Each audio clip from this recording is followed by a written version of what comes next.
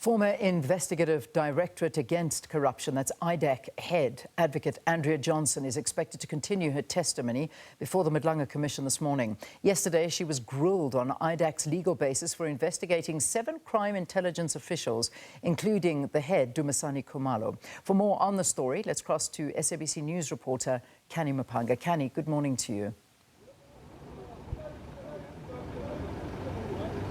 Good morning to you, Leanne, and to the viewers at home. Well, we do see that the former IDAC head, Advocate Andrea Johnson, will continue to face tough questions about IDAC's cases into crime intelligence. And as we see that theme of the cases being taken on or pursued without any legal basis continue, some disturbing evidence emerged at the end or the tail end of the testimony, which relates directly to the case that has been provisionally withdrawn. That is the case of Lieutenant General Dumisani Khumalo, Brigadier Mukwele and others. And we see that at the very least there are 2 Section 27 referral statements that the Commission has now in their possession. One includes details surrounding the political killings task team and another doesn't. And the question about 2 statements with the same date, remember this dates back to the discrepancies that were discussed earlier when we first looked at the statements commissioned by Mr. Paramore.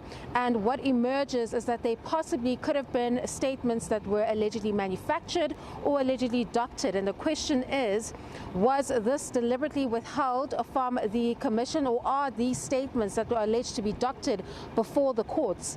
If it is the latter, then it's quite problematic, because it means that a case was launched before the criminal justice system on alleged manufactured documents, and it's now more prudent for Mr. Paramore, that is the chief IDAC investigator, to come to the Commission and explain what really was taking place with these cases. Because since that resignation by Johnson, which the Commission is completely unfazed by, she's adopted this approach, or seemingly adopted this approach, where it appears that she didn't know what was going on.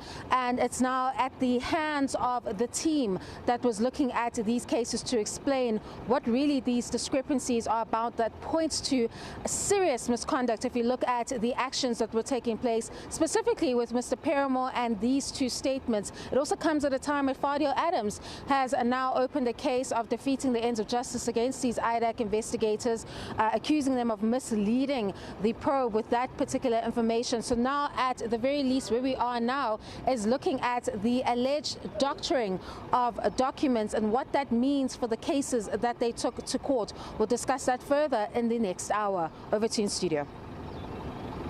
Canny Maphanga, there is just so much happening all at the same time. Thank you for making sense of it for us here on SABC News. That's Canny Maphanga covering the Madlanga Commission for us.